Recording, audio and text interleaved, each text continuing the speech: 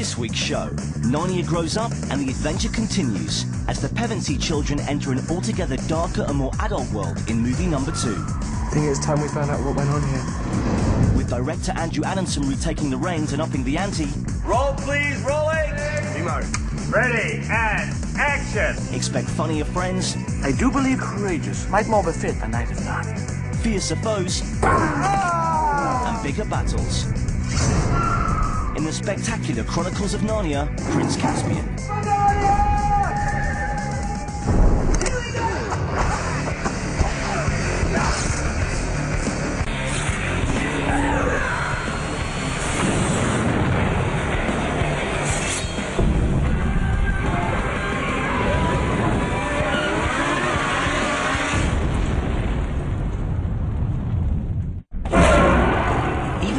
Backdrop of King Kong's menacing roar, Narnia's first installment, The Lion, the Witch and the Wardrobe, raked in an icy cool $744 million at the 2005 box office. Sequel, anyone?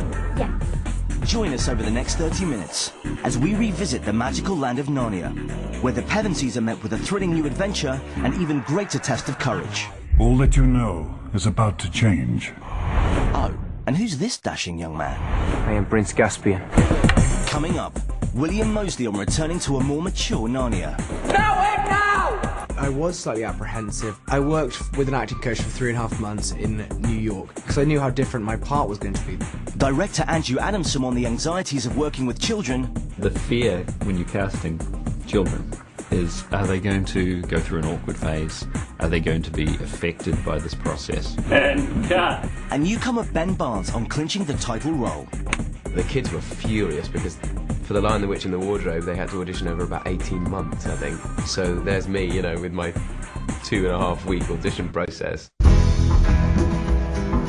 But first, Prince Caspian is the second in 7 books of C.S. Lewis's timeless and much-loved Chronicles of Narnia series, where the last film presented a realm of fairy tale backdrops. Impossible! And talking animals. I ain't gonna smell it if that's what you want.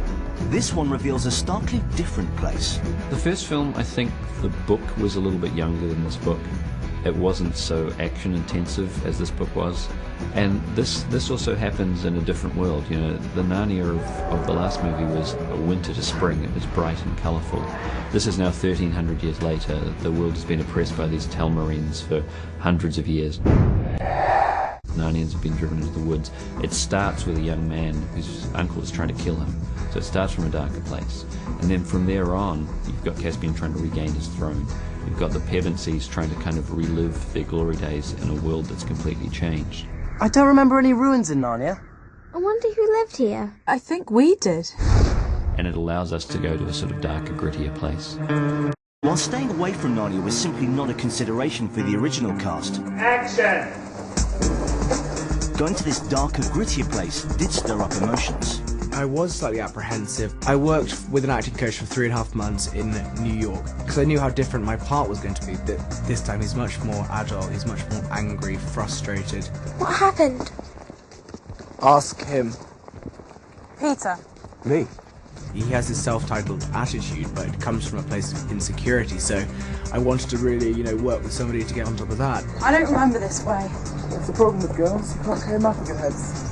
I actually wasn't expecting the scale to up itself as much as it did with this film. Because we had so many more characters this time, so much more action going on, we had literally hundreds of people working on this film at any given time. I had these massive butterflies going around in my tummy. And action!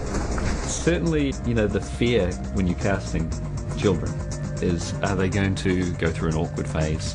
Are they going to be affected by this process? I'm really, really pleased to have seen throughout this that the kids have stayed who they were and they've stayed really grounded.